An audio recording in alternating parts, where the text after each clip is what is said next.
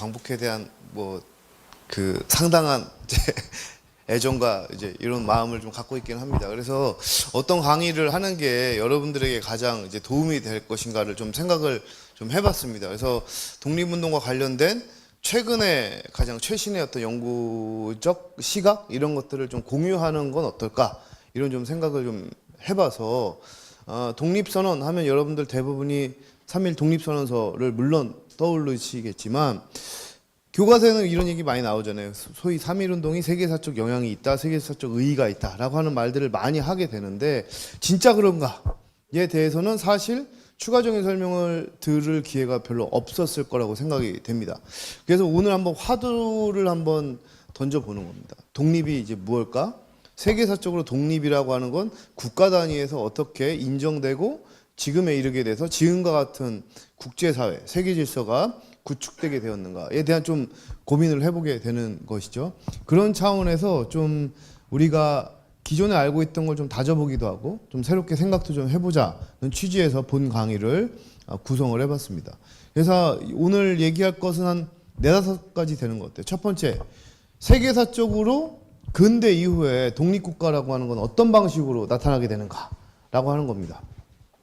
국가가 독립을 된다는 건 몇 가지 과정과 단계를 거치게 되는데, 물론 제가 이제 정치학이나 사회학 연구자는 아니고 전 뭐 철저히 역사학 전공자이긴 합니다만, 그런 관점에서 봤을 때 그럼에도 불구하고 독립이라고 하는 건 일종의 사회적 합의, 사회 구성원 간의 합의가 있고, 그리고 그들의 모여진 중지를 일정한 절차를 거쳐서 독립이라고 하는 선언과 선포를 하는 다음 단계를 거치게 되고, 그렇게 해서 정부, 국가를 수립하게 되고, 마지막으로 그것이 사실상 전 지구적 세계화가 된 근대 사회에서 국제적으로 이제 인정되게 될 때 독립국의 지위까지 확보하게 되는, 물론 그 이후에 독립국의 지위뿐만 아니라 그런 독립된 정부를 운영하는 문제로 넘어가게 되는 것이죠. 그 일련의 과정을 거쳐야 사실은 독립이 완수된다. 혹은 독립된 상황 속에서 국가 운영이 지속될 수 있다라고 얘기할 수가 있는 거죠. 그 과정에서 독립이란 건 굉장히 다양한 문맥으로 사실 읽어봐야 된다라고 하는 겁니다. 그런 차원에서 세계적으로 독립이 어떻게 이제 진전되게 되고, 그 과정에서 어떤 나라들이 언제쯤 독립선언을 했을 것인가에 대해서 또 얘기를 해보자라고 하는 것입니다.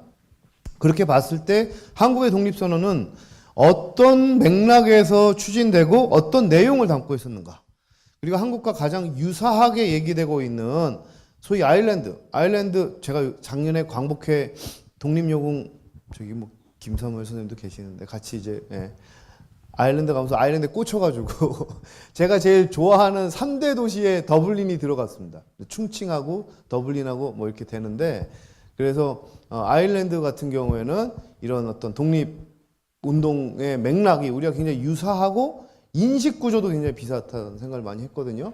어떤 맥락에서 유사하고 왜 아일랜드 사람들도 한국이 비슷하다고 생각하더라고요. 어떤 맥락에서 서로 닮았다고 하는가에 대해서 좀 얘기를 하는 게 오늘 강의의 주로 된 내용이라고 할 수가 있겠습니다. 사실은 제가 이제 논문 쓰고 있는 내용이에요. 그래서 여러분들하고 좀 일정 부분은 이제 공유하고 또 일정 부분은 아마 제가 나중에 좀 시간이 더 지나서 만날 기회가 아마 있겠죠. 그랬을 때는 또 진전된 내용으로 아마 얘기되지 않을까 이렇게 좀 생각을 하게 됩니다. 그러니까 일단 저기 지금 시계가 저거죠. 와, 안경을 안 꼈더니. 네. 11시까지 네. 강의 주시면 됩니다. 잠깐만요. 이거를 이렇게 아래. 이렇게.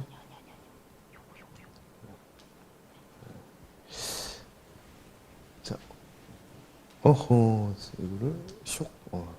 근데 뒤로는 뒤로 갈 수 있네. 자, 그래서 이제 그런 맥락에서 얘기를 좀 해보겠습니다. 지금 이 강의 자료의 텍스트는 조금 이제 문장 형태로 완성되어 있고, 오늘 강의 자료는 조금 더 요약식으로 같은 내용인데 좀 보완되어 있거든요. 그래서 참고해 보시면 되고, 이거 멀어서 잘 안 보일 수 있긴 하겠는데 좀 감안을 해야 될 것 같습니다. 자, 올해는 제가 요새 참 무슨 생각을 하냐면 여러분들 생각하기에 독립선언하면 제일 먼저 생각나는 거 어떤 게 있나요? 독립선언 하면 우리 허동현 청년 네, 어떤 게 생각납니까? 네. 태화관. 그러니까 우리의 독립선언은 한국의 독립선언으로 굉장히 집약되어 있죠. 근데 사실 독립선언은 한국만 한 게 아니라고 말씀드렸잖아요. 올해 사실 되게 중요한 미국의 독립선언이 150주년 되는 해입니다. 250주년 되는 해죠. 그래서 그 굉장히 중요한 역사적 분기점이 됐다라고 얘기했어요. 미국의 독립선언, 그리고 프랑스 혁명, 그리고 그 이후에 IT 혁명, 그러고 나서 여러 나라들의 독립선언이 연이어서 이어진 그런 굉장히 의미 있는 분기점이 되는 해라고 할 수가 있습니다. 사실상 우리의 3.1운동은 시민, 민중 중심의 지금 운동이라고 하고 혹자는 이제 혁명이라고 불러야 된다. 그 전과 이후에 어떤 관념과 사상, 사회질서 체제가 완전히 획기적으로 변했으니까 이렇게 이야기하기도 합니다만 여기도 굉장히 중요한 거는 3.1운동이 왜 중요한가라고 얘기할 때 독립선언서의 첫 문장의 그 내용을 함축적으로 정의하고 있기 때문이죠. 뭐냐? 나라로서 독립국이고 개인으로서 자주민이다 라고 하는 것을 여기서 선언하고 있습니다. 이게 왜 중요하냐? 그러니까 우리가 일정한 권리, 보편적 권리를 주장할 때 그건 두 가지 층위로 일단 구성할 수 있다고 하는 거예요. 개인의 인권으로서 개인의 완전한 자유, 그리고 사회 단위로서 국가로서의 독립이라고 하는 두 가지 층위의 자주와 독립, 권리가 인식되고 있고 그리고 이것이 선언되었다. 그래서 사실 독립선언이라고 하는 것은 국가 단위의 독립선언을 우리가 주로 얘기하지만 인권 차원에서의 독립선언도 중요한 맥락을 갖게 된다라고 할 수가 있다는 거죠. 인권의식의 신장 속에서 국가 단위의 독립이라고 하는 것으로 이념적 발전을 이루게 됐다. 이렇게 얘기할 수가 있다는 겁니다. 그래서 독립선언은 그런 맥락에서 이렇게 얘기를 합니다. 민족 단위의 구호에 그치는 것이 아니라 인류적 양심의 발로에 기인한 세계 개조의 대변화에 수능병진하는 것이니 누가 이를 저지 억제치 못하리라 라고 독립선언서에 나와요. 그럼 여기서 말하는 세계 개조의 대변화는 무엇이냐 라고 하는 겁니다. 독립선언에 나오고 있는 세계 개조의 대변화. 우리가 생각하는 것보다 100년 전 선조들의 생각이 훨씬 깊고 철학적 고민들을 굉장히 많이 한 거예요. 근데 세계 개조의 대변화, 저는 이제 수업 때 이렇게 얘기를 합니다. 여기서 얘기하는 세계 개조의 대변화의 직접적 대상은 무엇일까요? 라고 물어보면 학생들은 대부분 대답을 안 하죠. 요새 학생들은 몇 명이 합니다. 그러면 딱 떠올리게 되죠. 여러 가지 맥락들, 3.1운동이 일어나게 된 배경들과 쭉 설명하다 보면 떠오르는 관련된 사건이 사실 있습니다. 뭘까요? 제1차 세계대전과 그 과정 속에서 나온 민족 자결주의. 민족 자결주의를 통해서 모든 민족이 스스로의 자결권을 가질 수 있다라고 하는 주장이 세계적으로 확산되고 있는 거예요. 그래서 제국주의 논리가 아니라 각 민족이 자주적으로 자기 결정을 해서 국제사회를 이루어야 된다라고 하는 게 현실화되진 않았지만 어쨌든 주창됐단 말이죠. 그래서 직접적으로는 세계 개조의 대변화는 민족 자결주의로 해석할 수 있다라고 이야기할 수가 있는 거죠. 딱 그렇게 직접적으로 쓰진 않았지만 당시 식민지 현실 속에서 직접적으로 쓰진 않았지만 여러 가지를 은유하고 함축하고 있다 얘기할 수가 있는 겁니다. 그런데 조금 더 들어가 본다면 윌슨의 민족 자결주의를 비롯한 1차 세계대전 기의 소위 민족의 자결, 민족 간의 평등이라고 하는 개념은 18세기 중후반서부터 축적되어 온 결과다 이렇게 볼 수 있다는 겁니다. 자, 그리고 또 나아가서 이게 이제 굉장히 중요한 3.1운동이 그렇기 때문에 단순히 한국의 독립운동이 아니라 세계사적 변화 속에서 이뤄지게 된 또 하나의 결실이다라고 하는 거죠. 두 번째, 독립선언서 이런 대목이 있습니다. 나아가 기술과 독창성으로 세계문화의 발전에 기여할 수 있는 기회를 우리가 잃었다. 그래서 세계문화 발전에 우리가 분명히 기여할 수 있는데 그 기회를 박탈당함으로써 세계문화 발전에 우리가 기여할 수 없음이니 이거는 한국의 문제만이 아니라 세계문화 발전상에도 상실이다. 100년 전에 선언했어요. 어떻게 보면 지금 110년 다 돼가는 107년 뭐 됩니다만 그걸 증명하고 있는 거죠.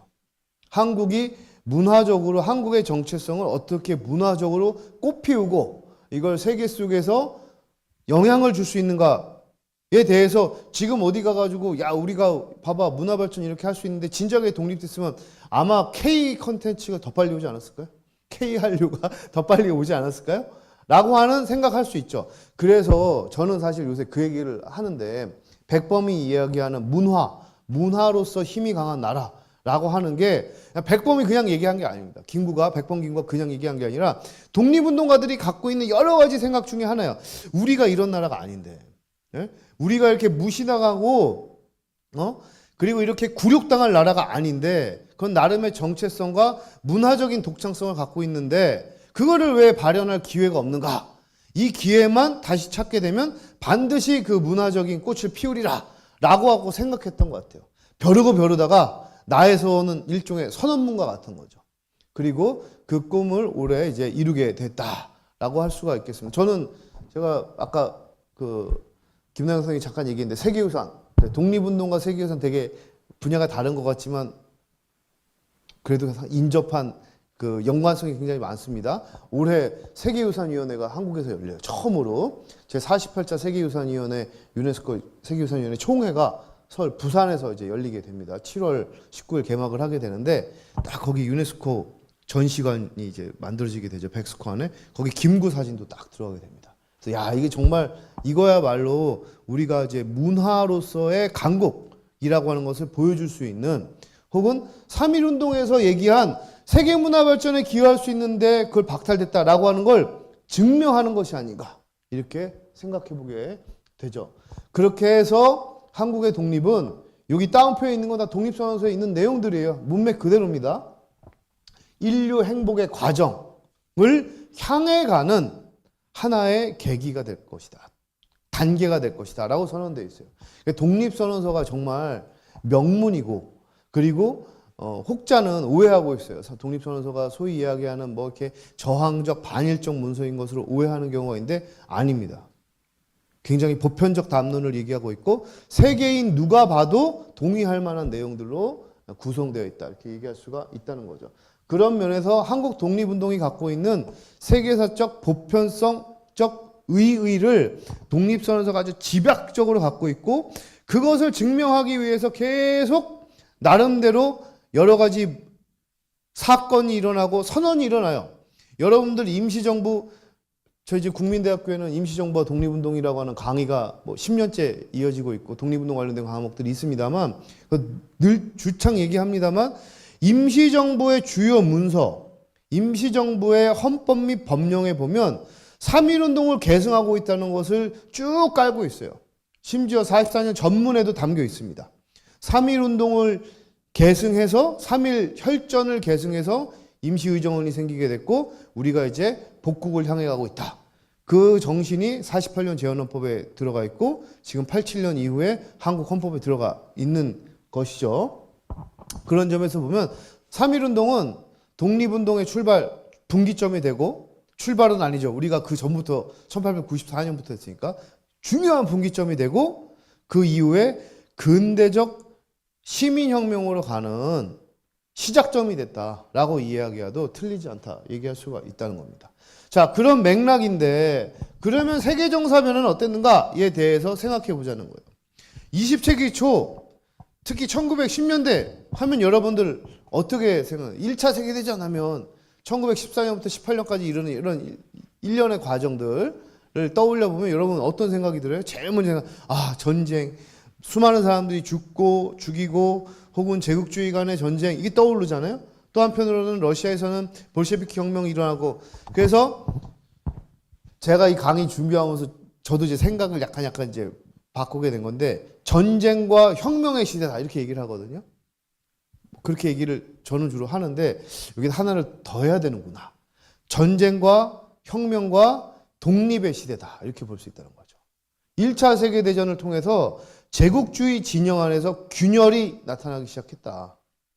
여러 가지 논리가 그 균열 안에서 파생되게 되고 그러면서 이 혁명이라고 하는 것이 일어나게 되면서 또 다른 동기가 부여된 겁니다. 저기서 제국주의와는 또 다른 방식의 그것이 꼭 약소민족이 아니더라도 약소민족이 존중될 수 있는 나름대로의 변화의 시발점이 나타나기 시작했다. 그러면서 1차 세계대전이 끝날 무렵 수많은 동유럽을 비롯한 유럽, 아일랜드, 한국 수많은 나라들이 독립을 선언합니다. 그러니까 제국주의 논리에 의하면 전쟁의 시대지만 소위 약소민족을 중심으로 놓고 주체로 놓고 보면 독립의 시대다라고 얘기할 수 있다는 거죠. 그래야 세계사적으로 봤을 때 뭔가 균형감을 우리가 갖고 갈 수 있다. 이렇게 얘기할 수가 있겠습니다. 그래서 1차 세계대전은 역설적으로 극단의 전쟁의 시대지만 독립의 분수령이 된 시대다. 이렇게 바꿔 생각할 수도 있다는 겁니다. 자, 독립이라고 하는 걸 제가 이제 사실은 얼마 전에 뭐 독립선언서와 이런 걸 가지고 막 공동 연구를 막 진행했어요.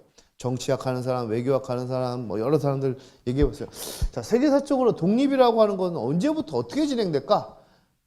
굉장히 많겠죠. 고대서부터 들어갈 수 있겠고 중세, 근대서부터 들어가면 또 달라질 수 있겠습니다만 대체로 보면 15세기 이후에 유럽 제국주의의 흥망과 그리고 어떤 해체 그런 과정 속을 거치면서 독립이 좀 단계적으로 진행됐다라고 얘기할 수가 있을 것 같아요.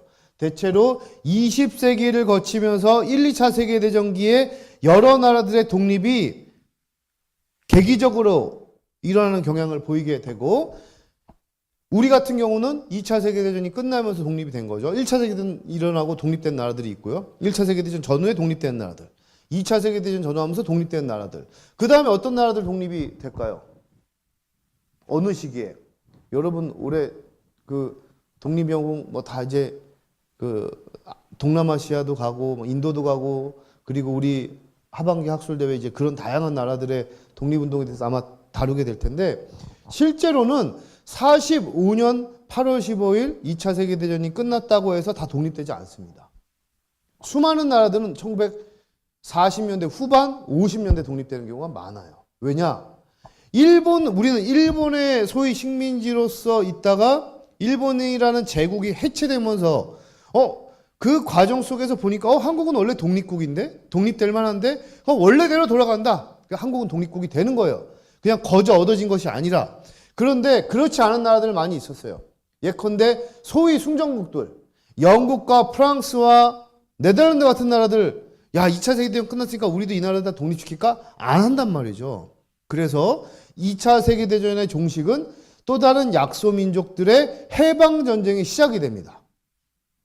말레이시아, 인도네시아, 그리고 베트남과 같은 나라들이 소위 해방전쟁을 시작을 해요. 그게 1940년대, 50년대까지 진척되게 되고 베트남 전쟁의 끝이 바로 거기에 맞닿아 있는 것이죠. 50년대에 영연방을 비롯한 프랑스 이런 특히 동아시아, 그 다음에 이제 중남미, 라틴 아메리카 같은 데가 5, 60년대에 순차적으로 독립되게 됩니다.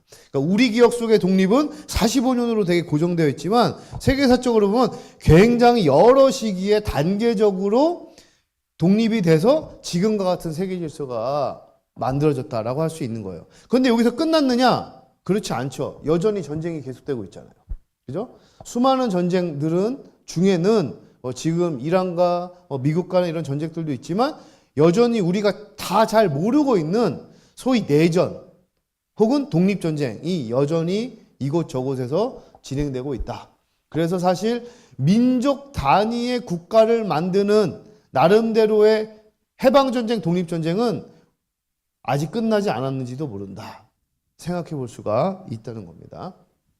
그래서 어쨌든 그런 3세기에 걸치면서 정치 단위로서의 국가의 독립을 추구하는 수많은 민족들의 노력들이 진행되고 있다. 그래서 사실 우리는 거기에 대한 상당한 공감대를 가질 필요가 있다는 거죠. 자, 세계 주요 독립선언을 좀 이야기한다라고 본다면 미국의 독립운동이 1776년 7월 4일, 그죠? 그래서 영화도 있잖아요. 7월 4일생 미국에 톰 크루즈 나왔던 이제 찬전 베트남 전쟁 갔다 온 이 베테랑이 기억하고 있는 이 독립 전쟁과 뭐 여러 가지 소위 자유와 이런 거에 대한 생각들. 그러고 나서 여기 중간에 조금 빠져 있습니다만 뭐 뺐습니다만 미국의 독립 선언에 굉장히 중요한 골자는 이 뒤에 나옵니다만 사실 인권 선언이에요. 그래서 미국에서의 역사학자들은 미국의 독립 선언 이후에 소위 흑인에 대한 인권부터 보편적 인권에 대한 인식이 고조되기 시작을 했다. 그러니까 단순히 국가로서 영국으로부터의 미국의 독립만 의미하는 것이 아니라 미국사적으로 봤을 때 인권의 신장이라고 하는 측면에서 굉장히 중요한 영향을 주게 됐다. 이게 미국 안에서만 끝나지 않습니다. 다른 나라들에도 영향을 미치게 돼요. 어디에 영향을 줬을까요? 인권의 신장, 인권의 선언이거든요. 뭐냐면 지배당하는 통치되는 자들에 대한 동의가 없는 권력은 존재할 수 없다. 부정할 수밖에 없다. 라고 하는 게 독립선언서의 핵심이에요. 자, 그러면 지배당하는 통치되는 자는 개인일 수도 있고 사회일 수도 있다는 거죠. 그러면 이거 보편적 인권으로 생각할 수 있는 거거든요.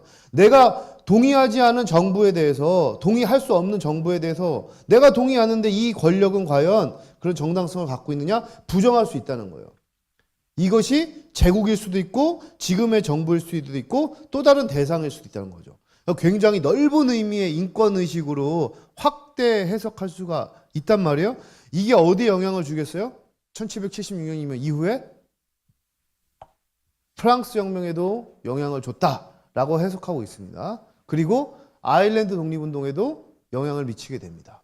IT 혁명에도 1802년 IT 혁명에도 영향을 주게 됩니다. 그래서 사실상 18세기 말 19세기 초 독립이 굉장히 뜨거운 화두로, 인권이 뜨거운 화두로 사실은 달아오릅니다.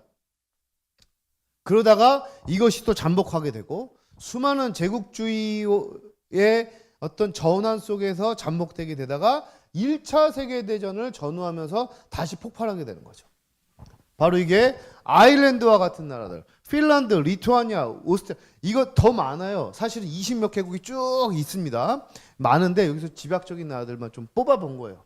자, 그리고 여기에 뭐가 빠졌어요? 여러분들 보시기에 뭐가 빠졌어요? 세계 주요 독립선언서. 이거 뭐 찍으셔도 됩니다. 뭐 그 자료에는 없어요. 네, 최신 저거라 따로 빼놨는데 찍으셔도 됩니다. 자, 여기에 빠진 나라 뭐가 있을까요? 여러분들 보시기에. 네? 이럴 때 딱 지적을 해야죠. 네? 그렇죠. 아, 역시 작년에 나랑 여름에 한동안 다니는 제일 앞에서 열심히 들은 오늘도 바로 앞에서 대한민국이 빠졌죠. 이의제기 해야 돼요. 세계의 주요 독립선언에 왜 한국이 없습니까? 얘기를 해야죠. 한국의 독립선언서 여기 딱 들어가야죠. 그래서 한국의 독립선언이 유일 독립선언 아닙니다. 그러니까 그러면 한국의 독립선언서도 수많은 독립선언서 중에 하나요? 라고 비아냥거릴 필요 없어요. 세계사적으로 독립선언이 대세라니까요. 그리고 거기서도 어떤 독창성을 갖고 있는가가 중요하다라고 하는 것이죠. 그리고 한번 생각해 보세요. 이 나라들 중에 미국을 제외하고 물론 핀란드 같은 나라도 있습니다만 독립을 선언했어요. 독립을 선언했지만 독립국가가 된 나라가 일부 있고 일부 소위 자치령에 해당된 나라들도 있고요. 그리고 독립선에서 일시적으로 독립국의 지위를 얻었다가 소비에트 연방에 복속돼 버린 나라들도 있고요. 굉장히 다양합니다. 자, 그런데 어찌됐건 100년이 지났어요. 이 수많은 독립국가들 중에 자신들의 독립선언을 기억하고 그리고 독립국가로서 문화적인 역량을 세계적으로 발산하는 나라 몇 나라나 됩니까? 아까 말한 이거 말고도 더 많은 나라들이 있다고 그랬단 말이에요. 그러니까 한편으로 이런 생각할 수 있죠. 독립운동을 하는 것도 중요하지만 독립운동을 기억하고 계승하는 게 굉장히 중요하다는 거예요. 여기서 저는 눈에 띄는 나라, 여러분들 보기에 눈에 띄는 나라, 미국 빼고 어디가 있어요? 아일랜드하고 그리고 한국 그리고 미국 세 나라는 제국주의를 넘어선 나라예요. 지배하고 있던 나라를 넘어선 나라입니다. 영국을 넘어섰잖아요, 미국이. 그렇죠? 아일랜드 지금 영국 훨씬 넘어섰습니다. 경제적으로나 여러 가지 면에서. 한국, 일본 뭐 GDP나 이런 거 봤을 때 지금 넘어서고 있다고 저는 생각하고 그리고 경제적인 지표, 군사적인 지표를 포함해서 어떤 문화적인 측면이나 여러 가지 사회 동력을 놓고 본다면 우리가 일본에 뒤지고 있다 이렇게 얘기하기는 없잖아요. 그런 점에서 봤을 때 한국과 아일랜드 같은 나라들, 이 나라들의 공통점, 미국 같은 나라의 공통점 뭐예요? 독립선언을 자국의 역사에서 굉장히 중요한 분기점으로 생각하고 있고 이것을 하나의 자양분으로, 동력으로 삼고 있다라고 하는 것. 그러니까 여러분들 역할이 되게 중요한 겁니다. 독립운동, 우리나라가 앞으로 독립운동 할 일이 있겠어요, 없겠어요? 있을 수 없죠. 있어서 안 되죠. 윤봉길, 이봉창, 김구 같은 사람 우리 역사에 다시 나오면 안 되죠. 한 번이면 족합니다. 독립운동 할 일은 없어요. 우리가 할 일은 독립운동 하는 게 아니라 독립운동을 기억하는 겁니다. 계승하는 거예요. 자, 그래서 이 수많은 나라들이 있지만 중요한 건 이걸 어떻게 기억하고 어떻게 사회 동력으로 전환하는가. 이게 중요한 일이다. 라고 얘기할 수가 있습니다. 자, 그러면 앞서 이야기한 그런 독립이라고 하는 것이 중요한 화두가 된 양대 사건을 들라 그러면 교과서적으로도 그렇고요. 한국사 능력검정 시험 볼 때도 그렇고 늘 얘기를 합니다. 3.1운동이 일어나게 된 배경 혹은 1차 세계대전기에 일어난 여러 가지 사조의 변화 얘기할 때 민족 자결주의 그리고 트로츠키 레닌이 얘기하는 민족에 대한 여러 가지 자결에 대한 선언 양대 산맥을 얘기하거든요. 그 내용에 대해서 좀 생각을 해보도록 하겠습니다. 자, 제1차 세계대전이 휴전된 이후에 파리 강화회의가 열리게 되죠. 파리 강화회의는 그야말로 소위 승전국들만의 잔치입니다. 잔치. 제가 두어 번 얘기 밖에서 한 적도 있는데 제가 이제 파리에 프랑스에 가가지고 저는 주로 이제 자료 보러 조사를 가니까 2022년에 이제 파리에 가서 코로나 막 한창이 아직 이제 막 마무리되어가는 시기였는데 프랑스에 가서 여러 문서보관소하고 이제 도서관을 갔어요. 그래서 외교도서관, 외교자료관도 가고 막 하는데 소위 파리 강화 회의에 참석한 나라들은 공식 우리로 치면 국가기록원 본관에 그 문서들이 다 있는 거예요. 자, 그런데 한국을 비롯한 앞에 있던 독립선언 수많은 나라들, 아일랜드를 비롯해서 크로아티아 수많은 나라들 공식적으로 참석하지 못한 나라들 어떻게 돼요? 참석하지 못하니까 문서도 공식 문서 요 군에 들어가지 못해서 따로 보관되어 있습니다. 예? 꾸르네브라고 하는 이제 다른 데 이제 보관되어 있어요. 그래서 1919년에도 차별받더니 여전히 100년이 지나도 기록으로 차별당하는구나. 이런 생각을 했어요. 근데 거기서 굉장히 제가 두 번째 연민이 든다고 할까? 한편으로는 다행이라는 생각이 드는 게 지금 그 나라들의 관심도나 국력에 따라서 그러니까 사학 도고 연구자니까 보면 이제 자료를 딱 가서 이제 청구를 하고 여기 가면 무슨 자료가 있을까 막 조사를 할 거 아니에요. 가가지고 막 청구를 하죠. 딱 꺼내. 근데 그 제일 쾌감을 느낄 때가 그 박스가 내가 첫 번째로 여는 박스예요. 딱 열어. 폴더가 딱 있어요. 폴더를 쫙 열어. 그 문서를 내가 딱 처음 만질 때, 요럴 때 기분.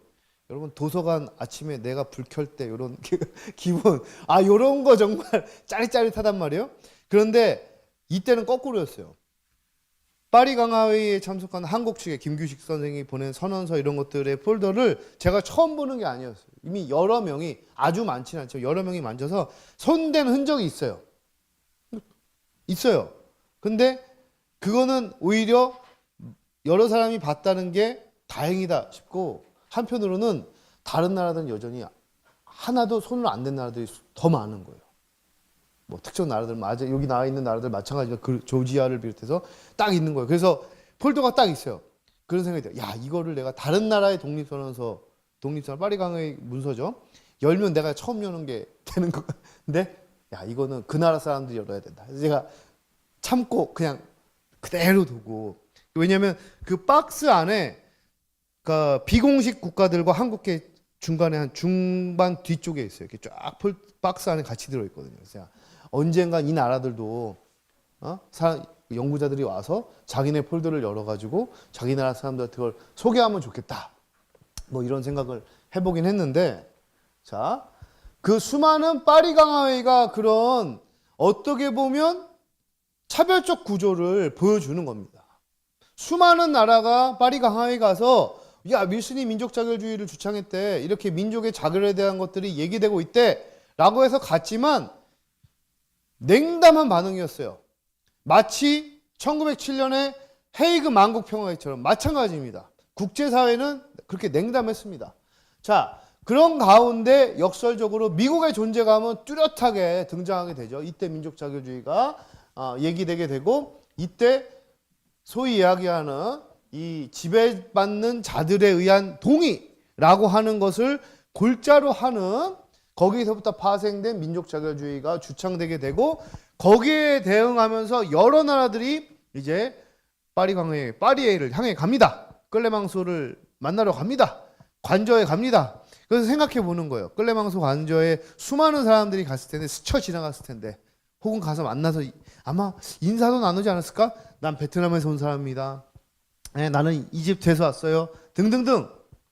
호치민이 요구를 베트남에 청원서를 들고 회의장을 갔지만 냉담한 반응이었고, 이집트에서 자글룰이 갔지만 또 역시 가는 도중에 체포돼가지고 몰타로 유배당하고, 그리고 아일랜드 역시 대표단을 파견했지만 회의장에 갈 수가 없었고, 끌레망소도 만나주지 않았고, 다른 수많은 나라들 뭐 우크라이나, 조지아, 아제르바이잔 등도 갔지만 만나지 않았고, 문서만 전달했지만 문서도 받아들이지 않고, 그 문서를 어떻게 했다 그랬어요? 따로 빼가지고 따로 문서 처리를 했다는 거죠. 한국도 마찬가지입니다. 김규식 선생 갔지만 참석 못했단 말이죠. 그게 1차 세계대전기의 세계의 현실이었다. 엄밀하게 얘기하면 제국주의 강대국들의 입장이었다라고 할 수가 있겠습니다. 자, 미국 독립선언서에 명시된 그 구절을 바탕으로 government, 어떤 정부 혹은 권력의 주체는 반드시 그 구성원에 의한 지배당하는 사람들에 의한 동의가 있어야 된다 라고 하는 데서 출발됐다. 그래서 미국의 역사학자들은 이제 그런 주장들을 합니다. 윌슨의 민족 자결주의는 갑자기 나온 게 아니다. 독립선언서 이후에 진전된 미국의 인권의식 속에서 나온 것이다 라고 이야기하기도 하죠. 그리고 그러한 논리가 수많은 지금의 동유럽 국가들, 아시아 국가들에게 영향을 미치게 되었다. 그러면서 소위 이야기하는 민족 독립이라고 하는 것이 하나의 의제가 되었다. 이렇게 설명할 수가 있다는 겁니다. 그러면서 한국, 이집트, 인도 이런 지식인들은 자, 그런 민족 자결주의를 차용을 하면서 거기에 뭐를 결합시켜요? 민족의 자결권이라고 하는 것은 독립을 주창하는 거잖아요. 자, 한국의 독립선언과 대한민국 임시정부의 대한민국 임시헌장을 결합시켜 봅시다. 그럼 두 개는 각각의 의미를 갖고 있다고 할 수 있을 것 같아요. 두 개에서 하나씩만 키워드를 뽑아본다면 해석해낼 수 있죠. 독립선언서에서 가장 중요한 문장은 3.1 독립선언에서 가장 중요한 독립이죠. 자주와 독립입니다. 자, 그리고 대한민국 임시헌장에다 제일 중요한 걸 하나 뽑으라 그러면 여러분 뭘까요? 뭘 듣겠어요? 임시헌장이 다 외우고 사는 건 아니니까, 그죠? 소위 민주공화입니다. 독립선언서에서 자주독립을, 그리고 임시헌장에서 민주공화를. 모든 나라가 다 당연히 공화주의를 지향하는 거 아니잖아요. 한국은 독립과 공화를 한 몸처럼 생각해서 그 이후에 공화주의적 민주주의 질서를 추구했단 말이죠. 대선언을 했단 말입니다. 그래서 3.1 독립운동과 독립선언과 3.1 혁명과 소위 대한민국 임시정부의 수립은 한 몸과 같다. 연속적인 사건으로 봐야 된다라고 얘기할 수 있다는 겁니다. 이러한 논리들이 다른 이런 이집트나 다른 나라들에서 개발됐다는 거예요. 그래서 어떻게 얘기할 수 있어요? 독립에 대한 의식만 진척되는 게 아니라 한국의 독립운동은 민주주의의 진전으로도 해석할 수 있다는 겁니다. 자, 그런 과정 속에서 공화주의도 받아들이고 독립의 필요성을 이야기하면서 동의되지 않은 지배는 뭐다? 동의되지 않은 지배는 불법이다. 한국은 임시정부는 제가 뭐 늘 가끔 이런 얘기하는데 임시정부에 있던 여러 조직 중에 굉장히 특이한 조직이 있어요. 백범 김구의 첫 번째 그 직책 뭔지 아세요? 예? 경무국장. 경무국장인데 정확하게는 내무위원을 하다가 사실상 장으로 하게 된 건 경무국장입니다. 경무국장 하다가 내무부장 하게 되고 그리고 국무령이 되고 주석이 되게 돼요. 그야말로 자기 역할을 증진해 가면서 딱 개인의 어떤 그 발전과 임시정부의 발전이 한 몸으로 같이 가게 된 거죠. 경찰이 있었어요. 경찰이 임시정부 안에. 그러면 이게 왜 특이한 거냐? 경찰하고 군대는 다르잖아요. 경찰과 군대의 큰 차이는 군대는 국경을 지킵니다. 경찰은 국경 안을 지켜요. 그런데 지금 임시정부는 어디 있어요? 상하이에 있잖아요. 그럼 우리의 국경은 어디입니까? 국경 안을 지키는 게 경찰이라고 그랬잖아요. 국경 안에서 국민을 보호하고 치안 질서를 유지하는 게 경찰의 역할이잖아요.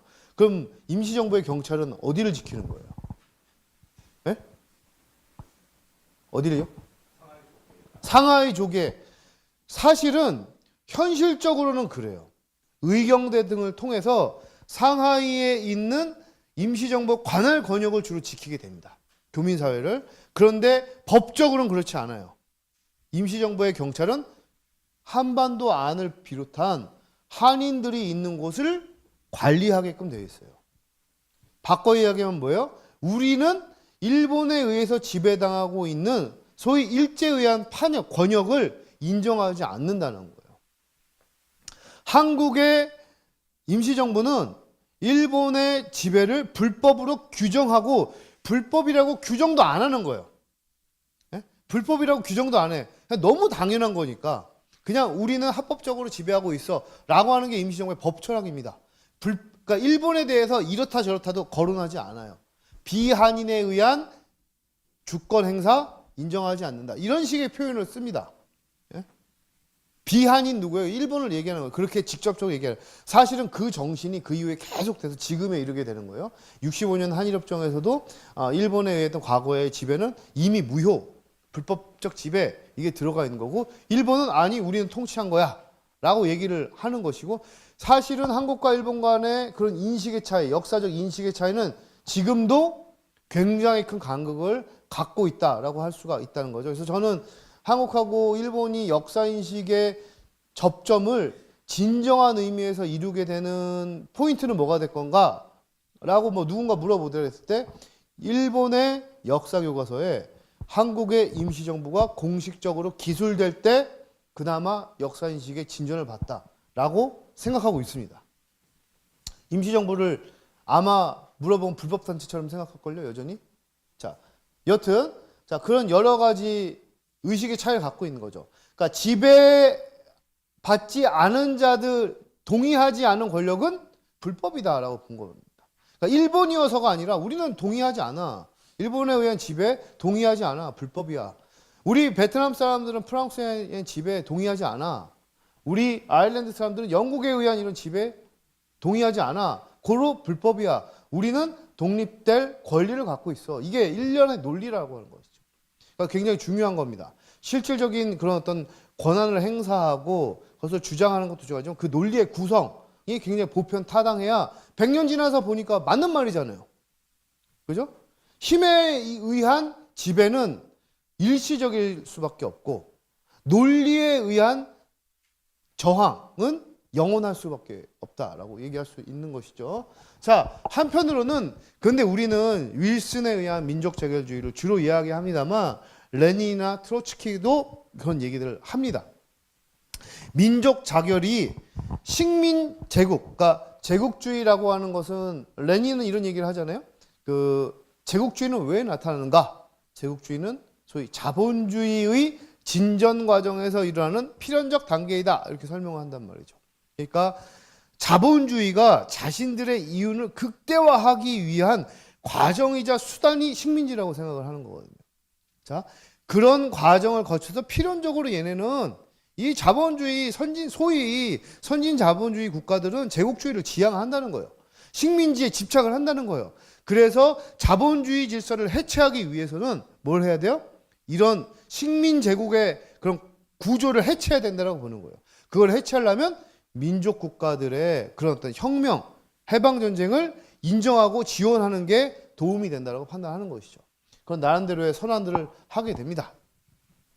그래서 레닌은 1917년부터 이런 얘기를 합니다. 모든 식민지의 해방, 모든 종속적이고 억압받는 주권 없는 민족들의 해방을 도와야 된다. 그럼 평화, 그런 것들이 보장돼서 평화를 구축해야 된다라고 주장을 하게 됩니다. 그래서 흔히 이야기하는 양대 진영에 의한 식민지 약소 민족에 대한 그 자결권의 인정 선언이 실제로 한국의 독립선언 등에 영향을 미친 국제적 배경이 되었다. 교과서적으로는 이렇게 한 줄 나오죠. 이렇게 한 줄 나오나? 하여튼 나오게 됩니다. 자, 그런 과정. 그래서 아일랜드, 이집트, 인도, 마다가스카르 여러 나라들이 그러한 뒤로 갔어. 근데 잠깐.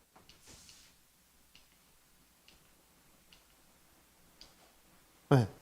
그런 나라들이 나름대로 민족 자결존을 주장하게 되면서 어떤 이것이 한편으로는 보편적 국제주의적 질서 전환에 영향을 미치게 되었다라고 할 수가 있겠습니다. 그래서 아까 얘기한 것처럼 제가 그래서 최근에 제일 가보고 싶은 나라는 IT가 됐어요. IT의 1800 IT 혁명을 내가 꼭 한번 가서 좀 보고 싶다. 혁명의 현장을. 그래서 미국의 독립선언과 IT 혁명과 그리고 아일랜드 독립운동과 한국의 독립운동 한번 이어보고 싶다. 이런 생각을 갖고 있는데 그런 일련의 흐름 속에서 이거를 이제 우리는 프랑스 독립전쟁 그 지배받는 자의 동의에서부터 출발한 미국의 독립선언이 프랑스 인권선언, IT 혁명, 그리고 중남미 독립으로 이어지게 해서 이걸 우리가 애틀랜틱 레볼루션, 대서양 혁명이라고 부르고 있기도 합니다. 한국에서는 뭐 이런 얘기 많이 안 하지만 미국에서는 미국 역사학에서는 이런 얘기들을 하고 있고 이 대서양에서의 여러 가지 혁명들이 쭉 돌아서 어디로 오게 돼요? 1차 세계대전기에 전 세계로 퍼지게 되고 거기에서 또 한국이 중요한 역할을 또 하게 됐다. 왜? 한국은 늘 허브가 돼요. 한국은 독립운동에서도 허브. 그래서 한국을 거쳐서 중국으로, 오사운동으로, 인도로, 그리고 수많은 일본, 대만 등에 있는 평화주의자에게도 영향을 미치게 된다라고 하는 것이죠. 그럼 국제적인 연대, 교류가 시작되게 되었다라고 얘기할 수 있습니다. 그래서 이러한 독립전쟁, 프랑스 혁명, IT 혁명 이런 것들이 쭉 이어져 오게 되면서 20세기 초 식민 지배에 대한 저항의 논리, 독립의 논리가 구축되게 되었다. 그리고 그 대표적인 나라가 어디다? 바로 이제 아일랜드와 한국을 오늘은 좀 더 알아보겠다라고 하는 겁니다. 네, 강의 이어가겠습니다. 갑자기 궁금해졌는데 여기 계신 분들 중에 혹시 역사 전공자 몇 분 되실까요? 역사 전공자 제가 한 분이시군요. 네. 그렇죠. 근데 혹시 좀 어렵거나 내가 너무 어느 정도 안다는 전제에서 얘기하는 게 불편하다 그러신 분 혹시 계시면 그 정도 다 소양은 다 있으신 걸로 얘기를 하겠습니다. 나중에 혹시 조금 궁금하거나 좀 설명이 좀 더 보완해서 설명이 좀 좋겠다 싶은 게 있으면 이따 나중에 좀 얘기해 주시면 좋겠고 그 다음에 뭐 그 외에도 여러 가지 뭐 궁금한 게 있으면 뭐 독립운동 관련돼서나 뭐 아마 질문해도 될 것 같아요. 조금 이렇게 시간을 맞춰가지고 시계를 내가 딱 설치했으니까 네, 알겠습니다. 자, 그런 여러 가지 맥락 속에서 이제 독립이 각국에서 일어나게 되었다라고 할 수가 있겠습니다. 체코, 유고슬라비아, 폴란드, 헝가리, 오스트리아, 터키 이런 나라들이 그 1918년부터 23년까지 쭉 진행되고 아까 말한 것처럼 일부 국가는 독립국지를 계속 유지하게 됐고 어떤 나라는 다시 뭐 소련에 편입되거나 소비에트 연방에 편입되거나 2차 세계대전기를 전후하면서 일시적으로 또 점령 식민지가 되거나 이런 경우들도 많이 있었다라고 이야기할 수가 있겠습니다. 자, 그다음 아일랜드에 대해서 조금 한번 얘기를 해보도록 하겠습니다. 소위 유사한 사례로서 대체로 보면 독립운동을 하는 나라들의 공통점들이 있습니다. 독립운동을 왜 할까를 생각해 보면, 자, 한국은 독립운동 왜 했을까요? 여러분들 생각해 보면 한번 독립운동을 뭐 열심히 잘한 건 알겠는데 독립운동 왜 했을까요? 네? 여러 가지 이유가 있을 텐데 첫 번째는 정서적으로 야, 내가 도저히 쟤한테 지배당하면 못 살겠는데 이런 어떤 문화적 정서도 굉장히 강했을 것이다 라고 이야기할 수가 있겠고, 두 번째로는 실제로 살기 힘들어서 독립운동을 하기도 하죠. 1923년에 신채호 선생의 조선혁명선언이나 다른 여러 자료들에서 어떤 정의가 나오냐, 우리의 생존적 필요 조건을 모두 없게 하였다라고 얘기해요. 우리가 살기 위해서 생존적 필요 조건이 있는데 일본의 식민지가 되면서 우리가 그런 꼭 살아가는 데 필요한 필수적인 조건들을 다 빼앗아 버렸다. 권리를 빼앗아 버렸다라고 이야기를 하는 겁니다. 그러면 생존적 필요 조건은 여러분 뭘까요? 뭐가 있을까요? 생존적 필요 조건. 뭐가 필요해요? 식량과 생산할 토지. 그럼 생존이 가능해. 또 그럼 먹을 거 주면은 그냥 살 수 있어요? 시장에 너무 이론적이야. 자, 보편적으로 원초적으로 생각해 봅시다. 뭐가 있어야 될까? 일단 네? 의식주라고 하는 것은 경제적인 단위에서의 필요 조건이죠. 내 존재가 부정당하지 않아야 돼요. 정치 사회적인 권리가 있고 사회 경제적인 권리 조건이 있는 거죠. 일단은 내 권리가 존중받아야 돼. 내가 충분히 내가 주체로서 인정돼야 된다. 정치적 권리가 없다는 겁니다. 첫 번째, 생존적 필요 조건에서 첫 번째는 정치적 권리를 부정당하고 있다. 두 번째는 경제적 권리, 내가 제대로 살 수 있는 생산적 토대가 부정당하고 있다. 빼앗기고 있다라는 겁니다. 억압되고 있다는 거죠. 그런데 신채호는 거기에 또 무슨 얘기를 하냐? 그래서 이게 분명히 우리 땅이고 우리 저수지고 우리 생산 수단인데 이걸 내 맘대로 못 쓴다는 거예요? 생산의 제약이 있단 말이죠. 근데 생산의 제약만 있는 게 아니에요. 자, 토지를 내가지고 토지에서 농사를 잘 졌어요. 농산물이 나왔어요. 그걸 소비할 수 있어. 근데 그 다음에 뭐가 필요해요? 내가 생산한 건데 내 맘대로 못 먹어. 그럼 어떻게 돼요? 생산만 하고 사실상 노예잖아요. 거기다가 세금을 엄청 때려가지고 실제로 내가 생산했는데 내가 온전하게 소비도 못해. 그래서 생존적 필요 조건에 보면 생산과 소비와를 비롯한 경제적인 권리, 그리고 정치적인 권리, 이게 오롯이 다 부정당하고 있다. 개인으로 봤을 때, 그리고 또 뭐예요? 두 번째, 개개별로 봤을 때 생존적 필요 조건을 부정당하고 나아가서 국호를 빼앗겼다.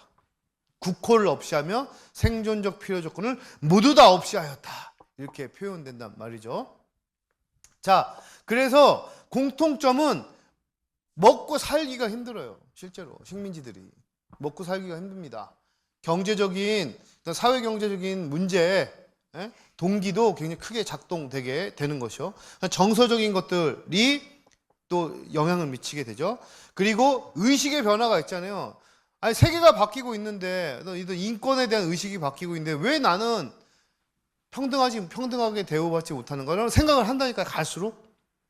그러면서 그런 나름대로 동기가 부여되는 거죠. 자, 그런데 정서적으로 문화적인 정서 속에서 내가 무시당하고 있다라는 생각을 하려고 그러면 모두 다 그렇지는 않단 말이죠. 그러려면 뭐가 필요할까요?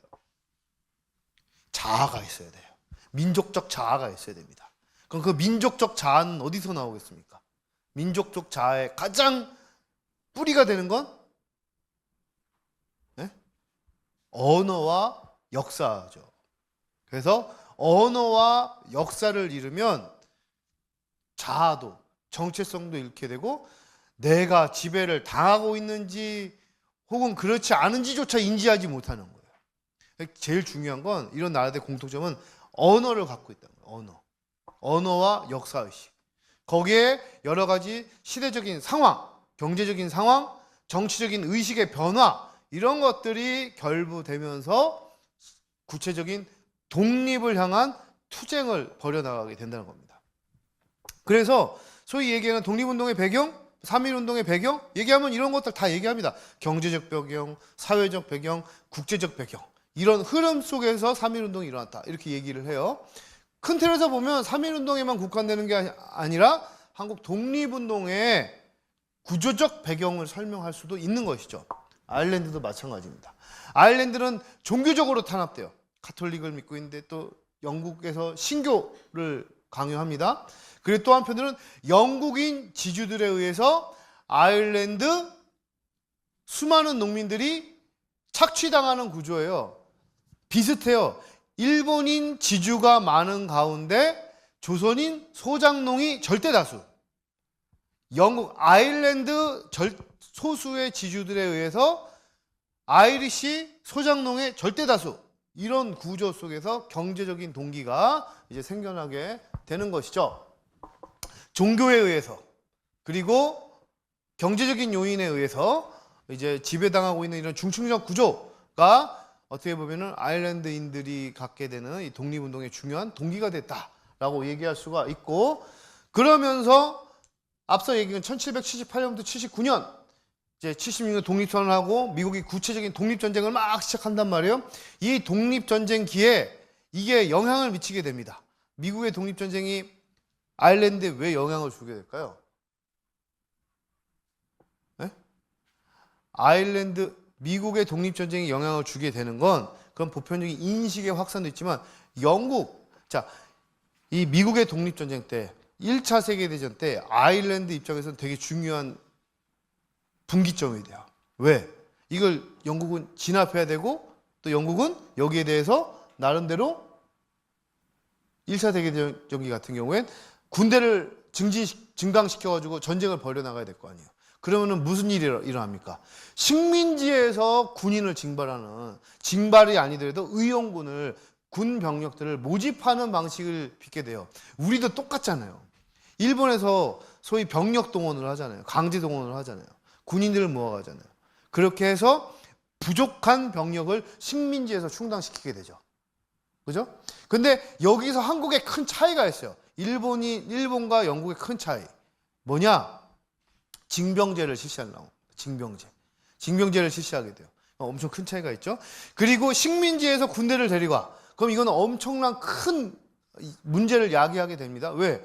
아니 전쟁은 지들이 벌였는데 왜 우리가 니네 전쟁에 가서 그럼 목숨을 잃어야 되는데 당연히 극심한 반발이 일어나게 되겠죠. 그리고 그 극심한 반발은 뭘로 이어지게 되겠어요? 상대적으로 권리를 보장해달라고 하는 요구로 이어지게 되는 것이죠.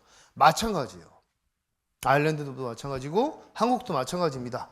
1940년대에 거기에 대한 저항이 많이 일어나게 되고 이때 아일랜드 같은 경우엔 막 의용군을 만들고 하면서 야 우리한테 뭔가 요구만 하지 말고 우리한테 뭔가 권리의 신장 같은 거 이런 것들 좀 동등한 차별하지 마라 라고 하는 주장들을 하게 됩니다. 여기에 대해서 잉글랜드는 진압을 하게 되는 것이죠.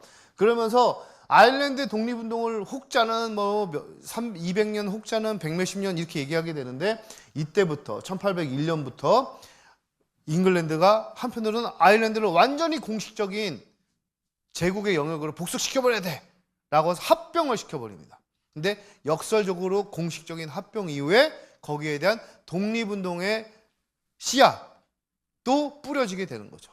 그래서 아일랜드, 청년 아일랜드라고 하는 것들이 일어나게 되면서 그러니까 우리는 아일랜드 사람이야, 나는 한국 사람이야 라고 하는 정체성이 정립되면 어떻게 본 것은 독립운동의 중요한 토대가 만들어지기 시작한다 라고 이야기할 수가 있다는 거죠.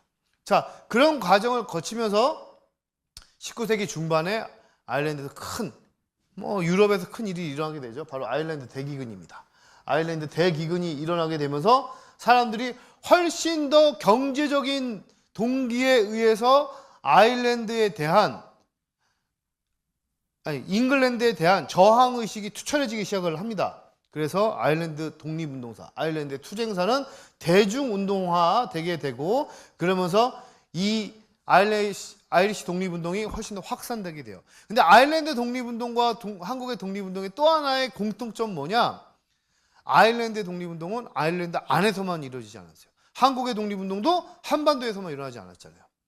아일랜드 사람들은 이미 미국에도 가고 유럽에도 가고 외국에 나가 있는 아일랜드들이 그 나라에서 미국을 상대로 아일랜드 독립을 도와달라라고 해서 독립운동을 전개하기도 하고, 한국도 마찬가지죠. 한국의 독립운동 어디서 했어요? 한국에서만 아니라 중국에서도 하고 일본에서도 하고 미국에서도 하고, 그래서 역설적으로 한국 아일랜드를 비롯한 여러 약소민족의 독립운동이 뭐와 연계되어 있냐? 소위 디아스포라와 연계되게 됩니다. 디아스포라와 독립운동이 매우 밀접한, 그러니까 당연히 재외 한인 사회의 정체성에도 그것이 투영되게 되는 것이죠. 그러면서 더블린 그리고 뉴욕이 아일랜드인들의 독립운동에 되게 중요한 무대가 되게 돼요.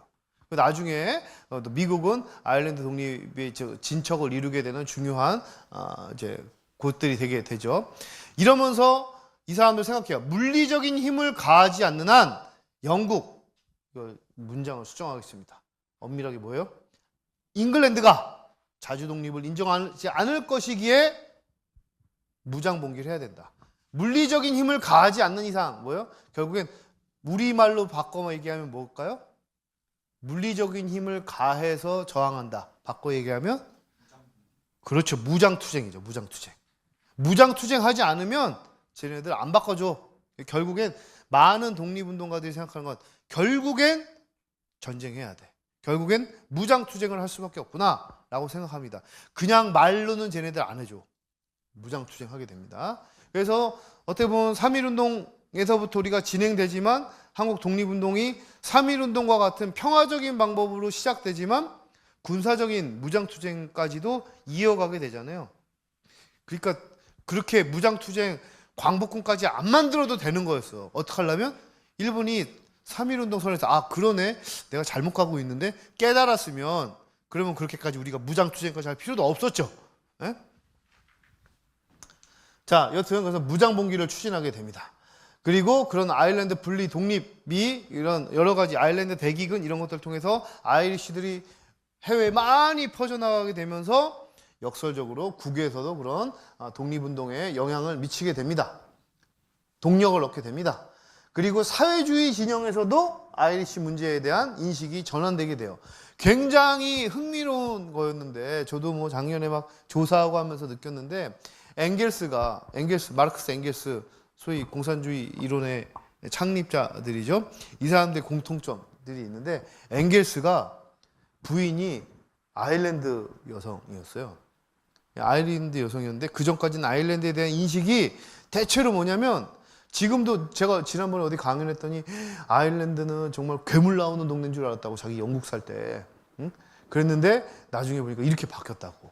그럴만치 영국에서 바라보는 아일랜드는 무슨 뭐 개수 나오고 막 위험하고 막 이런 데인 줄 알았다는 생각했다는 거예요. 그럴 정도에 그 이전에는 어땠겠어요? 1970, 80년대에 그럴 정도였으니 19세기 말 20세기 초에 훨씬 더 했을 거 아니에요.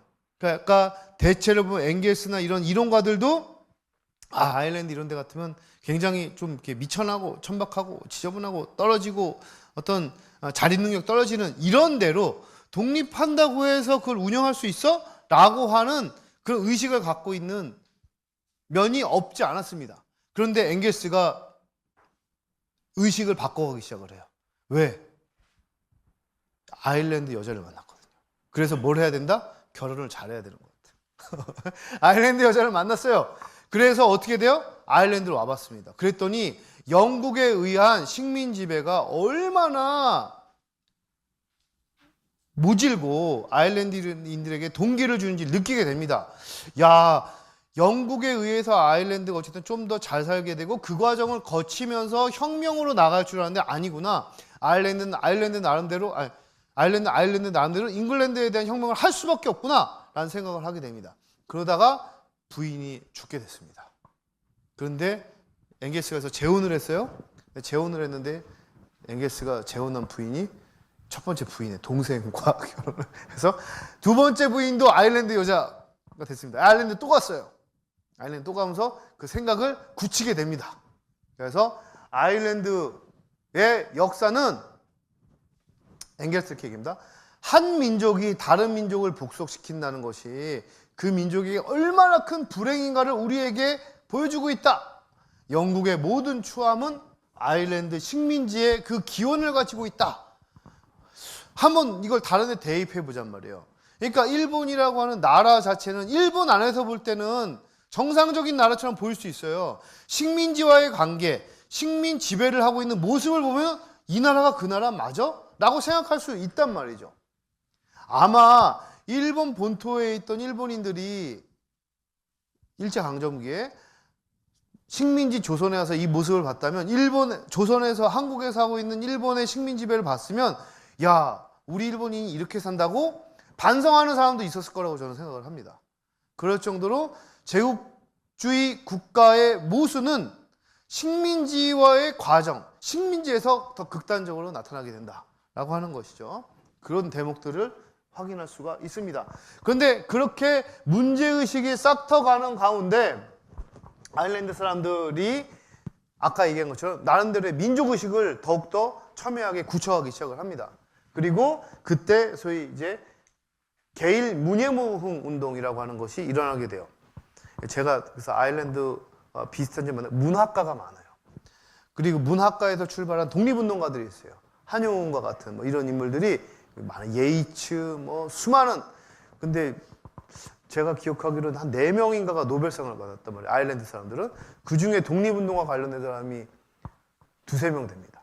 그래서 야, 독립운동가가 노벨상, 노벨 문학상을 받는 나라 이거 하나 부럽구나 이런 생각을 해보게 됐는데 어쨌든 그러면서 게일 문화를 대중적으로 퍼뜨리고 그러면서 전방위적인 탈영국화와 자신들의 문화에 대한 부흥운동을 하게 되고 그래서 지금 아일랜드를 가보시면 영어가 있지만 여러 가지 표지판에 그 위에 반드시 아일랜드어가 공용 써 있습니다. 아일랜드어가 딱 있고 그 밑에 영어가 써 있어요. 얼마만큼 언어가 소중한지에 대해서 이제 느끼게 되고 강조하게 되고 그런 과정에서 정치적인 활동이 이어지게 됩니다. 그때 이 신페인 당이라고 하는 당, 이 신페인 아일랜드어인데 이게 우리 스스로라고 하는 독립이라고 하는 뜻이 되는 거죠, 일종의. 그래서 지금 뭐입니다. 그래서 신페인당이라고 하는 것이 만들어지게 되고 잉글랜드와의 독립운동 과정에서 중요한 역할을 하게 되고 이 신페인당이 지금도 아일랜드의 유력 정당으로서 활동하고 있습니다. 그렇게 해서 자, 1차 세계대전기의 아일랜드 독립운동은 중요한 변곡점을 맞으면서 꾸준하게 전개되게 되고 영국의 아일랜드 전시정책 그러니까 앞서 얘기한 것처럼 군대에 어떻게든 아일랜드 사람들을 의용군으로 데리고 가서 참전시키려고 하는데 거기에 대한 반발이 크게 일어나게 되고 그런 과정 속에서 1918년 영국에선 총선거가 일어나게 되고 이런 일련의 과정 속에서 1차 세계대전 중후 아일랜드 독립운동이 극단적으로 일어나게 됩니다. 먼저 1916년 4월 24일에 부활절 봉기를 통해서 1차라고 하기엔 그 이전에도 수많은 독립운동이 진행은 됐습니다만 가장 큰 독립운동을 1, 2차로 나눈다 그러면 1916년 4월 24일 부활절 봉기를 통해서 GPO라고 하는 이 중앙우체국을 장악하고 독립을 선언하고 그리고 독립운동을 전개하게 됩니다. 그래서 이 4월 24일이 아일랜드에서는 우리의 3.1절과 같은 날입니다. 4월 24일 부활절이 이때 시인이자 교사인 패트릭 피어스 사회주의자 코넬리와 같은 사회주의자, 교사, 문학과, 문화운동가 이런 사람들이 바로 이 독립운동을 전개하게 되고 이때 2,000명도 채 되지 않아요. 2,000명도 되지 않는 사람들이 그런 우체국을 장악하고 더블린 도심 항복판이거든요. 종로 일대를 쫙 차지하고 나서 봉기를 일으키게 됐는데 여기서 이 아일랜드 독립운동을 잉글랜드가 대대적으로 진압하고 이 핵심 지도부를 다 사형시켜 버립니다. 이게 역설적으로 아일랜드 독립운동을 더욱더 불꽃 튀게 만드는 요인이 되게 됐어요. 윤봉길 의거가 일어났어요. 1932년 4월 29일 윤봉길 의거 일어났어요.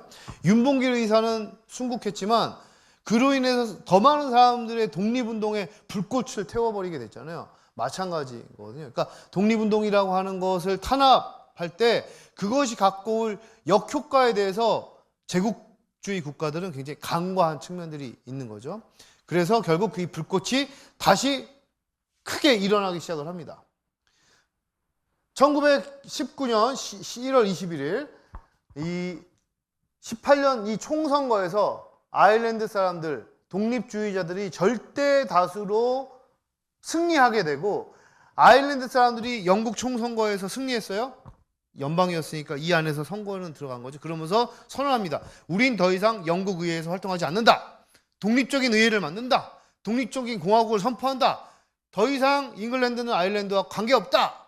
라고 선언을 하고 소위 다일 에이렌이라고 하는 것을 수립합니다. 에이렌, 여기는 다 이제 젊은 우리 그 헤리티지니까. 근데 에이레라고 하는 말 들어본 사람들도 있습니다. 에이레라고 해서 제가 어릴 때 그 지도에는 에이레라고 하는 국호가 이렇게 써 있기도 했어요. 아일랜드 옛날 이름입니다. 에이레, 다일은 의회입니다. 의회. 그래서 에이레의 의회, 바꿔 얘기하면 아일랜드 의회를 만들죠. 여기서 공통분모가 있는 거죠. 한국하고. 뭐예요? 우리 임시정부 수립되는데 먼저 뭘 만들었어요? 자, 1919년 4월 11일 대한민국 임시정부 수립됐습니다. 대한민국 임시정부 수립될 때 어떤 과정을 거쳐서 임시정부가 수립됐어요? 19년 4월 10일 10시에 모였어요. 그리고 제일 먼저 한 일이 뭘까요? 제일 먼저 한 일은 자, 우리의 오늘 모임은 의회이다 라고 해서 임시의정을 먼저 만들었어요. 그리고 정부를 만들었습니다. 그래서 의회를 만들고 정부를 만들었어요. 그래서 재밌는 건 뭐냐면 여러분 지금 우리 여의도잖아요.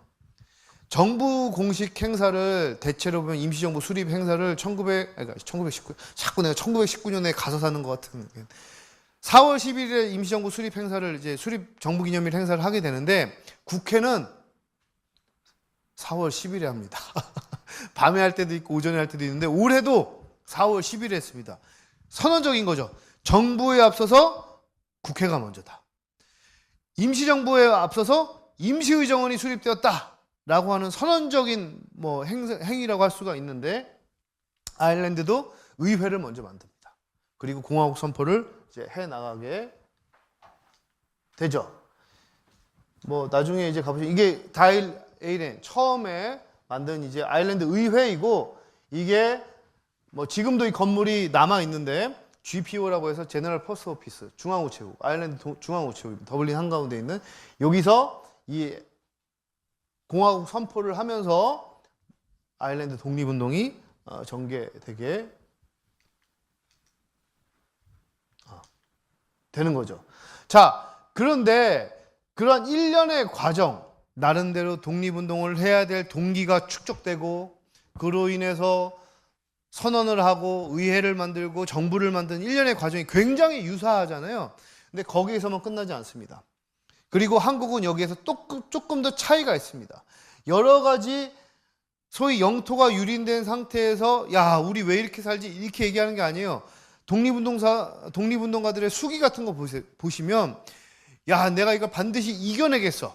그렇지만 저기 본국에서 지배당하는 사람들에 비하면 우리는 독립을 쟁취하는 사람들이니까 훨씬 더 행운아들 아니야 이런 의식을 갖고 있어요. 그럴 정도의 긍정적 초긍정 마인드를 갖고 있으면서 나름대로 독립운동을 진행해 나가게 되는데 그리고 그것을 발현하기 위해서 여기 보시면 이제 공화국 수립을 선포하고 아까 여기 좀 이어서 쪽이 하나 바뀌어가지고 이거를 아까 말한 1919년 이제 프랑스에 가서 아일랜드 의회 선포문 같은 것들을 배포합니다. 우리도 마찬가지죠. 임시정부가 수립되면서 김규식 선생이 독립을 주장하는 문서들을 가지고 파리로 가서 파리 강화회의에 발표를 하려다가 뭐 제약받게 되는데 아일랜드도 똑같아요. 독립선언을 하고 파리에 가서 강화회의에서 이것을 발표하고 끌레망소에게 의장인 끌레망소에게 이것을 전달하려고 했지만 이것을 이제 용인하지가 않게 되죠. 이때 아일랜드 사람들은 이렇게 얘기합니다. 아일랜드는 민족 자결권을 행사하는 국가이고 이는 윌슨의 원칙과도 어긋나지 않는다.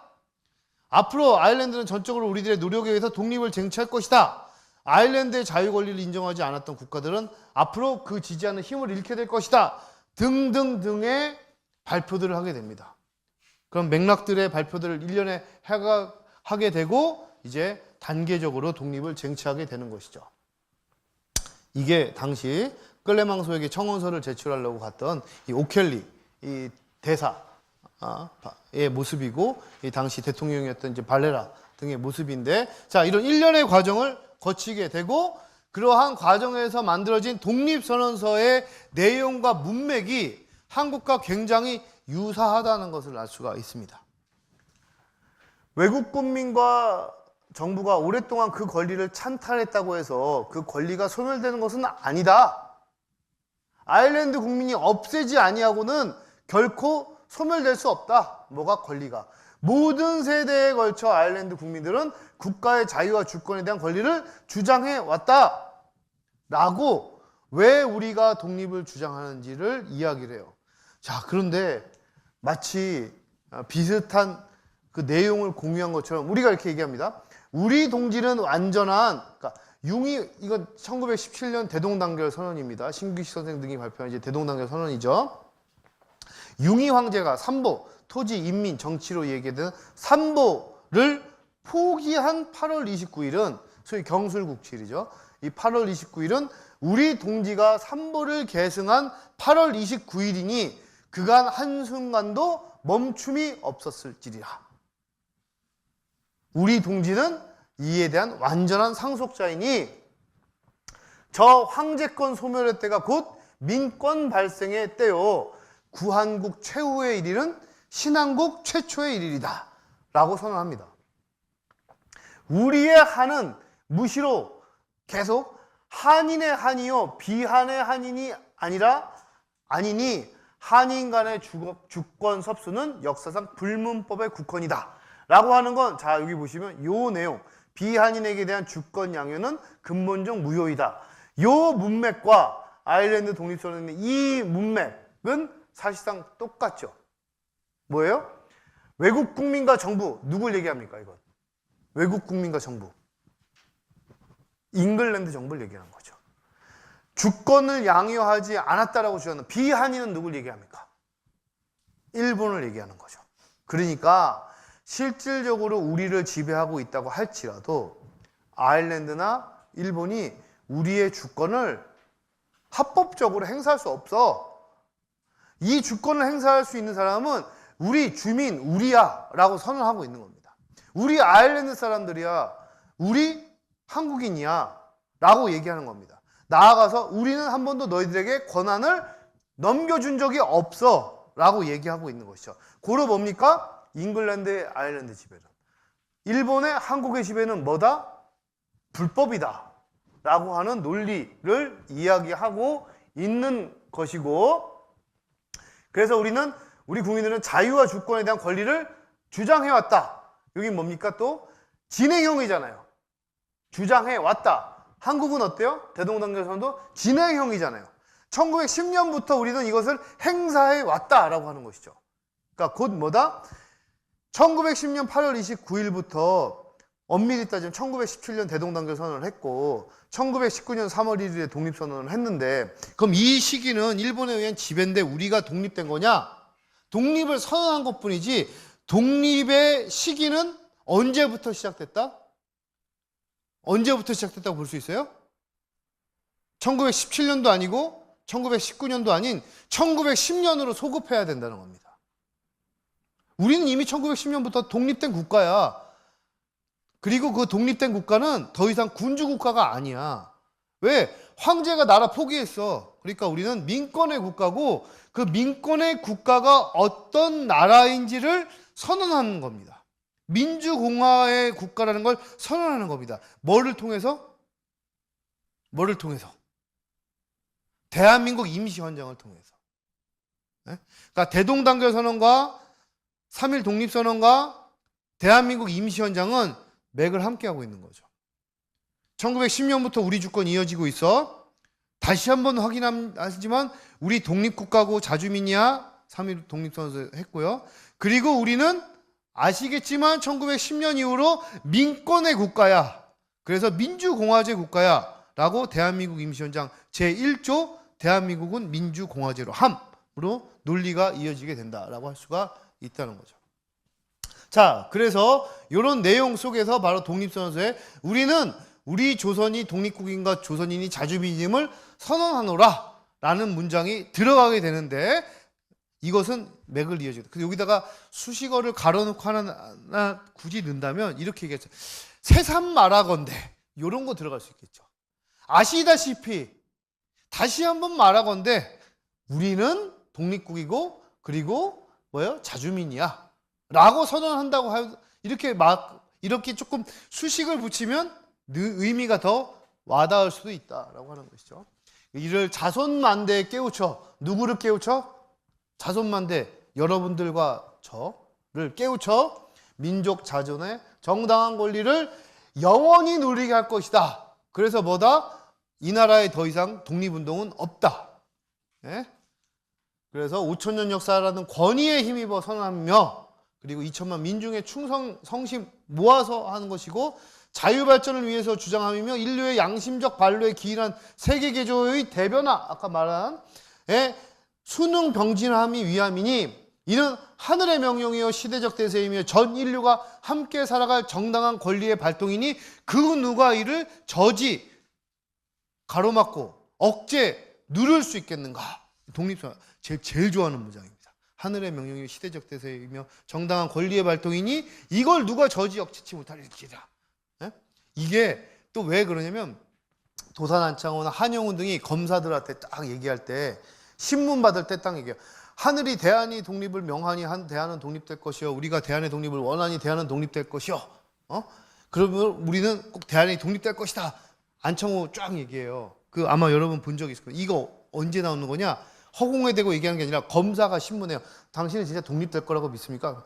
우리는 대한의 독립을 명하고 하늘은 대한의 독립을 명하니 대한은 독립될 것이다. 검사는 속으로 뭐라고 생각했을까? 되게 궁금하죠. 와, 이거 답 안 나오는데 이러지 않았을까 싶을 정도로 그냥 완전히 DNA로 박혀 있는 거죠.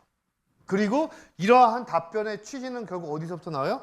독립선언서가 바로 이런 독립운동가들이 갖고 있는 독립전쟁과 거기에 대한 의지와 신념은 여기서부터 출발된다고 볼 수 있다는 겁니다. 예? 누가 막아? 논리적으로 누가 이걸 막을 거며 이건 대세야. 그렇기 때문에 누구도 막을 수 없다라고 하는 것이 이 독립선언서에 들어가 있다는 겁니다. 올해 3.1절에 여러 가지 인상적인 장면도 있고 조금 아쉬운 면도 있었는데 인상적인 면 중에 하나는 독립선언서를 여러분 쫙 읽었잖아요. 이 3.1절 때. 그게 인상적인 장면이었는데 그건 명문으로 구성되어 있습니다.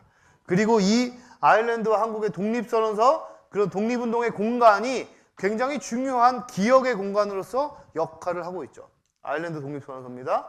그리고 이거는 이제 한국의 대동단결 선언입니다. 요거는 다일 아일랜드 선언문입니다. 한국의 독립선언서죠. 아까 얘기한 다일 아일랜드 의회 자리입니다. 이거는 작년에 저희 광복회 청년 이제 독립영웅 아일랜드 갔을 때 광복회에서 간다고 하니까 여러분 자부심을 가지셔도 될 것 같아요. 여러분들 마찬가지. 보는 눈빛이 달라요. 네? 딱 파리에 가도 아일랜드에 가도 한국에서 여러분 외국에서는 독립운동 레지스탕스의 후예라 그러면 벌써 딱 그 존중하는 나름의 그 눈빛이 있어요. 파리 갔을 때도 그랬고 제가 외국 꽤 많이 갔는데 확실히 다른 시선을 느꼈어요. 그래서 이왕이면 답사 갈 때는 독립유공자 후손이랑 같이 다녀야겠는데 이런 생각을 하게 됐는데 아일랜드 딱 갔어요. 아일랜드 의회에 갔습니다. 아일랜드에서 국회의원을 만났어요. 아일랜드 의회에 딱 갔더니 이런 독립선언서 할 때의 이런 선언서와 사진들이 의회 안에 쫙 있어요. 아, 생각해봤죠. 한국의 국회에 우리 독립운동의 그런 여러 가지 장면들이 쫙 전시되어 있다면 어떤 느낌일까? 응? 이 국회라고 하는 민의의 전당에. 그리고 거기에서 의원을 딱 만드는데 의원이 우리에게 쪽 이게 팜플렛을 쫙 주는데 자기 나라 독립선언서를 딱 주는 거예요. 아일랜드 독립선언서를 쭉 카피해서 줘요. 그런가? 딱 뒤집어 봤더니 거기에 한국의 28 독립선언서를, 앞면에는 아일랜드 독립선언서를, 뒷면에는 한국의 28 독립선언서를 메시지를 보내더라고. 우리도 너희들의 독립운동을 알고 있다.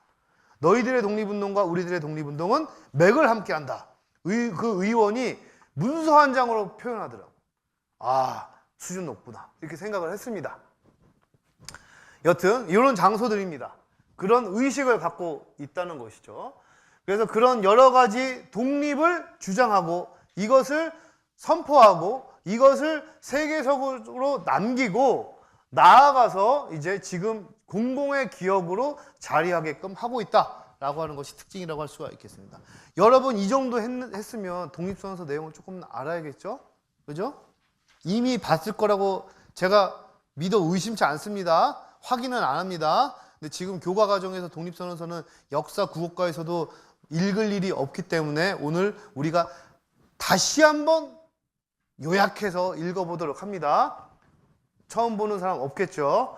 자, 핵심적인 내용만 봅니다. 몇 가지 독립선언서에는 의미 있는 내용들이 담겨 있습니다. 첫 번째, 소위 독립과 자주를 선언했습니다. 앞서 얘기했죠? 우리는 조선이 독립국인가 조선인이 자주민임을. 그러니까 중요한 거는 두 주체입니다. 국가로서 독립국, 사람으로서 자주민이라고 하는 것을 인권이요 국권이다 라고 하는 것을 생각해 봐야 돼요. 두 번째, 독립을 왜 하는가? 독립선언을 왜 하는가에 대한 당위성. 앞서 얘기했습니다. 우리는 역사적인 민족이고 모두가 이를 원하고 있고 시대적 대세이고 그렇기 때문에 누구도 부정할 수 없다. 당위성을 설명합니다. 세 번째, 식민 지배의 해악에 대해서 얘기를 합니다. 그러니까 독립선언서에서는 일본에 대한 비판은 없어요. 실제로 반일적인 내용이 없습니다. 순수히 우리 얘기 중심으로 얘기하고 있어요. 왜냐? 우리가 갈 길도 바쁜데 남을 탓할 이유가 없다. 그런 시간적 여유가 없다. 라고 독립선언서에 이미 나와 있습니다.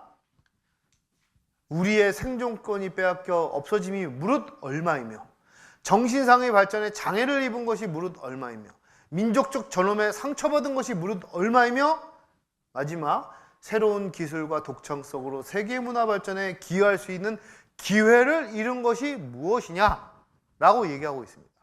그런 세계 문화 발전에 기여하기 위한 출발점은 독립의 선언이고 바꿔 얘기해 볼 수 있죠. 우리가 조금 더 적극적으로 얘기해 본다면 세계에 있는 수많은 민족 혹은 사회 단위들이 독립을 인정받고 무궁무진하게 그 역할을 역량을 발휘할 수 있다면 아마 국제사회는 더욱더 다채로운 색깔을 가진 그런 세계가 되지 않을 수 있을까. 그리고 그것을 접할 수 있지 않을까? 이런 생각도 해보게 됩니다. 이거 말고는 일본에 대한 비판, 식민 지배로 인한 어떤 해악은 없어요. 그런 얘기를 안 합니다. 그래서 전혀 반일적인 내용이 없다. 독립선언서에. 단 이거 하나 있습니다. 독립을 왜 하는가에 대한 스스로를 채찍질하기에도 바쁜 우리에겐 남을 원망할 겨를이 없다. 우린 일본 원망 안 한다는 겁니다. 네? 그래서 제가 이거 얘기하죠. 이거 어디 가서 면접 볼 때 자소서에 쓰기 딱 좋지 않은. 누가 보일 때 뭐 힘든 일을 겪고 할 때 뭐 어떻게 생각합니까? 면접 가서 물어볼 수 있잖아요. 딱 스스로를 채찍질하게 바쁜 저에게 상황을 탓할 원망할 겨를이 없습니다. 면직관이 그럼 이게 뭐지? 그러겠지. 저는 독립유공자의 후손이고 이건 독립선. 너무 진지한가요? 하여튼 얘기할 수는 있지. 상황에 따라서. 그래서 이게 조금 강하다 싶으면 뒷문장. 오늘날 우리의 할 일은 우리를 바로 세우는 것이지 결코 남을 파괴하는 데 있지 아니하다. 남을 원망하는 데 있지 아니하다 라고 하는 겁니다. 우리 독립운동은 저항운동이 아니에요. 우리가 잘 되기 위해서 하는 겁니다. 그래서 엄숙한 양심의 명령으로 스스로의 새로운 운명을 개척하며 원한과 일시적인 감정으로 남을 질투하거나 배척함이 아니로다 라고 얘기되어 있습니다. 그러니까 당연히 이러한 맥락에서 공약 3장에 뭐가 나와요? 우리는 평화적인 방법으로 하는 거예요. 혹시라도 우리가 감정 갖고 할까봐 오해 사지 마. 우리의 본질적인 건 원망, 책망, 분노가 아니야. 우리 독립을 다지는 그런 맥락에서 이 일이 일어나고 있으니까 그러한 오해 사지 말고 평화적인 방법으로 대중 중에 단 어떻게 마지막 한 명까지 최후의 일가까지 명확하게 우리의 주장을 보여준다. 이게 독립선언의 행동 강령이지 이거를 뭐 강하게 보여줘라 막으면은 처부서라 이런 게 아니라라고 하는 게 특징이라고 할 수가 있다는 거죠. 그러면서 세계 평화 관점에서 한국 독립의 의의를 얘기합니다. 오늘날 우리 조선의 독립은 조선인으로 하여금 정당한 생존과 번영을 이루게 하는 것이요. 굳이 뭐 일본에 대해서 좀 부정적인 문장이 있다고 하면 요거 하나입니다. 일본이 잘못된 길에서 빠져나와 엄밀히 이야기하면 여기에 뭐가 있냐면 일본의 위정자들입니다. 위정자들이 잘못된 길에 빠져나와 동양 지지자라고 하는 중책을 맡게 하는 것이고 그렇게 되면 중국이 꿈속에서도 막 떨고 있는 그러니까 일본이 또 중국을 지배하려고 뭐 어떤 침략하려고 하는 거 아니야? 라고 하는 불안 공포로부터 탈출케 하고 한국의 독립이 보장되면 아 일본은 남을 침략하는 나라가 아니구나 라고 중국이 생각할 것이고 그리고 일본은 더 이상 그런 생각을 안 하니까 일본 스스로 더 나은 나라가 되는 것이고 그런 일본과 독립된 한국과 불안 공포를 벗어난 중국 당연히 동양의 평화는 보장될 수밖에 없다는 거죠. 동양의 평화 그리고 라틴 아메리카의 평화 북아메리카의 평화 등등등이 다 골고루 평화의 각각의 분모를 이루게 되면 그 분모의 총합이 뭐가 되겠어요? 세계 평화가 된다고 보는 거죠. 결국 세계 평화의 일부가 되는 동양 평화를 이루게 되고 세계 평화를 이루고 그러면 결국 뭐가 이루게 된다? 인류의 행복을 보장할 수 있고 추구할 수 있게 된다는 겁니다. 결국에 인류 행복을 위한 첫걸음이 뭐다? 한국의 독립이다 라고 우리의 독립선언서는 말하고 있습니다. 정말 좋은 글 아니에요? 정말 좋은 글이고 이걸 어떻게 논리적으로 반박하기에 할 수 없는 완전 무결한 글이라고 할 수 있죠. 그래서 얘기합니다. 이 어찌 구구한 감성상의 문제란 말이냐? 라고 하는 겁니다. 감정적으로 얘기하는 거 아니다. 감성적으로 얘기하는 거 아니다. 이성적으로 생각해 보면 한국의 독립은 합리적인 선택이다. 라고 결론을 내리고 있다. 그래서 우리는 이번 거사는 정의, 인도, 생존과 영광을 갈망하는 민족 전체의 요구이고 우리는 오직 자유의 정신을 발휘했고요. 배타적인 감정으로 함부로 행동하지 말라. 배타적인 감정으로 함부로 행동하지 말라. 이 문장이 왜 들어갔다? 우리는 남을 원망하지 않는다.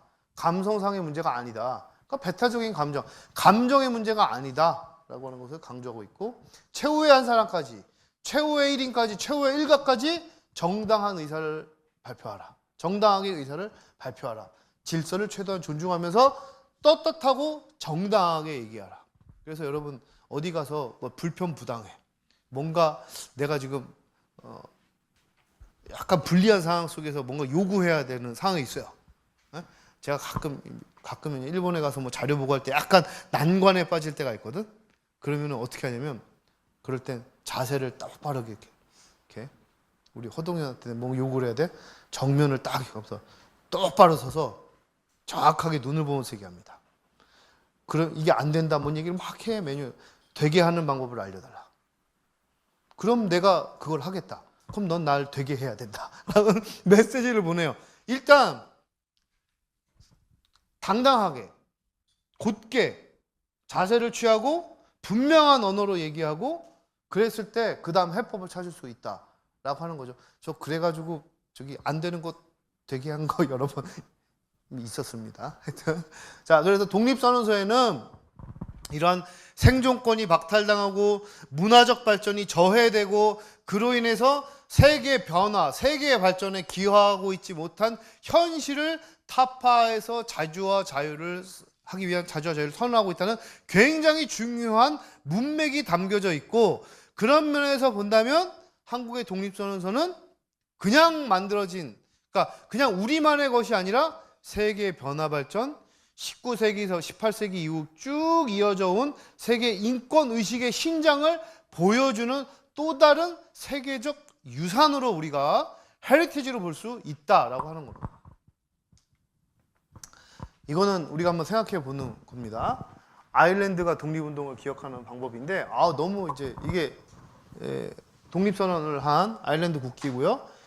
여기 있는 마크는 어디서 많이 보셨잖아요.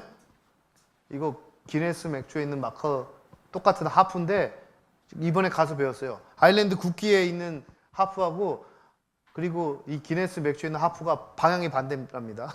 그래서 자, 독립운동 노래를 쫙 전파하면서 사람들이 의식을 고양하는 중요한 도구가 됐다는 거예요. 자,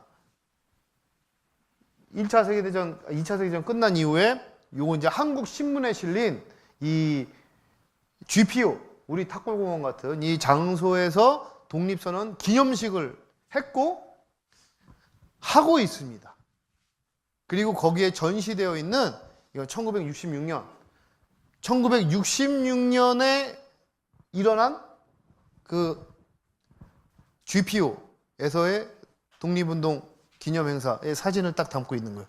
제가 저는 이제 답사가고 할 때 사진도 찍고 그 액션캠으로도 영상으로도 찍고 하다가 다시 복귀해서 보니까 저 사진이 되게 중요한 사진이었구나 라는 생각을 하게 됐거든요. 자, 저 사진 왜 중요할까요? 왜 수많은 사진 중에 저 사진을 제가 선택한 이유가 있습니다. 거리가 멀어서 잘 안 보인다, 안경을 안 꼈다 이런 변명하지 마시고 왜 그럴까요? 자, 지금 수업 우리 쭉 강의해온 내용 되돌아가면은 좀 시사점이 있습니다. 저게 실은 아일랜드 독립선언 50주년 기념행사였던 거예요. 50주년. 우리도 1969년이 굉장히 중요한 분기점이 됐거든요. 자, 그 모습입니다. 요 모습입니다. 어마어마하지 않아요? 그래서 생각해 봤어요. 언젠가 3.1절을 독립선언 행사를 탑골공원 종로를 가득 채워가지고 하면 어떨까? 종로를 가득 채우고 3.1절 행사를 치르면 어떨까? 이러면 사람들이 차 막힌다고 뭐라고 할까요? 그 정도, 하루 정도 몇 시간 정도 해볼 수 있잖아요. 탑골공원 앞을 가득 채워가지고 거기서 독립선언을 한번 불러오는 건 어떨까? 이런 생각을 해보기도 했습니다. 그 현장에서. 자, 지금 여기가 GPO예요. 이 행사를 합니다. 어마어마하죠. 다채로운 색깔 가진 수많은 사람들이 행사를 하게 되는데요. 이게 100주년 때 모습이랍니다. 100주년 때. 2016년에 아일랜드 독립선언 100주년 때 어마어마한 가두 시위를 했는데 지금 부활절 아일랜드가 독립선언 기념일일 때 어떤 행사를 하냐? 대통령이 국가수반이 먼저 군대 사회를 딱 받아요. 육해군 군대 사회를 딱 받고 그런 다음에 선열들, 선배들에 대한 예의를 딱 갖추고 군대 사회를 하고 그러고 나서 입장을 발표하고 그러고 나서 도로 퍼레이드를 합니다. 그래서 이제 일종의 그 위계가 있는 거죠. 그러니까 우리가 이 나라가 여기까지 오기까지는 이런 수많은 순국 선열의 애국지사들의 우리는 묵념으로 다 가름합니다만 그거를 표현하고 그래서 지금 우리나라가 이런 나라가 됐습니다. 라고 하는 것을 일종의 보고하는 차원에서 군대 사회를 하는. 그러고 나서 시민들과 그걸 공유하는 거예요. 막 축제처럼 막 이렇게 가도 행렬을 퍼레이드를 하더라고요. 그렇게 해서 하루를 막 보냅니다. 여기 보면 막 걸어다니는 사람들 막 이런 사람도 있고 기념탑입니다. 여기 보시면 그렇게 한편으로는 엄숙하게 한편으로는 굉장히 자유롭게 시민들이 참여하면서 독립운동의 기억을 함께 공유하는 역사를 써내려 가고 있다라고 이제 이야기할 수가 있겠습니다. 그리고 그런 기억들을 이건 이제 곳곳에 있는 공원들을 통해서 우리로 치면 이제 국립묘지 같은 글렌데일 묘지인데에서 마이클 콜린스나 이런 어떤 독립운동가들을 기억하는 방식으로 어떻게 보면 굉장히 도시 전체에, 나라 전체에 독립운동의 역사가 스며들어 있다라는 것을 느끼게 하게 되는 거죠. 우리도 물론 상당히 독립운동에 대한 기억을 많이 유지하기 위해서 전승하고 공유하기 위해서 노력하고 있는데, 그럼에도 불구하고 조금 더 생각해 볼 여지는 없을 것인가? 여러분들도 한번 각각 생각해 볼 수가 있을 것 같습니다. 그런 방식으로 언어와 이런 것들을 정체성을 지켜나가면서 100년 전, 엄밀히 하면 110년 전, 아니면 200년 전서부터 이어져 온 독립운동의 역사를 지금껏 유지하고 있다. 이렇게 이야기할 수가 있겠습니다. 뒤에 사진이 하나 빠졌네. 그리고 그런 여러 가지 문화. 그래서 그러고 나서 보니까 그 아일랜드가 갖고 있는 여러 가지 그 문화적 독창성이 여러 배우. 제가 최근에 가장 좋아하는 노래가 뭐였냐면, 뭐였지? 웨스트라이프였나? 갑자기 그 아일랜드 아이돌이 웨스트라이프가 부른 그 노래가 있어요. 그래서 그 아일랜드 두 명인가가 더블린이고 하여튼 아일랜드 사람들로 구성된 아이돌 그룹인데 1990년대 대단한 인기였는데 그때 뭐 어마어마했거든요. 90년대에서 2000년대 뮤직비디오 한번 보세요. 그 제목이 지금 갑자기 생각 안 나요. 마일러인가인데 그래서 아일랜드의 그 풍광과 자기의 고향의 풍광과 그 정서 같은 것들을 노래 가사와 그 경관으로 담으면서 그 아일랜드 바다를 쫙 거닐면서 그 공항과 이런 데서 걸으면서 그 노래를 쫙 부르는데, 야, 이렇게 젊은 친구들이 우리 지금 BTS 같은 그런 거거든요. 웨스트라이프가 말러 부르는 장면과 BTS가 아리랑 부르는 게 굉장히 많이 오버랩되는 이런 하나의 장면이구나 이런 생각을 하면서, 그게 청년에게도 영향을 미쳐서 세계적으로 감동을 주게 됐을 때 그야말로 독립운동을 전개했던 그 소위 선배, 선조들이 흐뭇해하지 않을까 이런 생각들도 뭐 해보게 됐습니다. 여러분들이 가장 앞장서서 그런 역할들을 해주실 분이라고 생각해도 되겠죠? 이럴 땐 대답을 좀 해야 되지 않아요? 자, 하여튼 그런 취지에서 여러분들 뭐 이미 3.1운동에 대해서는 너무나 잘 알고 있지만 그게 어떤 맥락에서 진행되었고 우리의 독립선서가 어떤 의미를 갖고 있는지 이런 것도 조금 더 입체적으로 생각해보는 그런 계기가 됐길 바라면서 오늘 강의를 여기서 마치도록 하겠습니다. 감사합니다.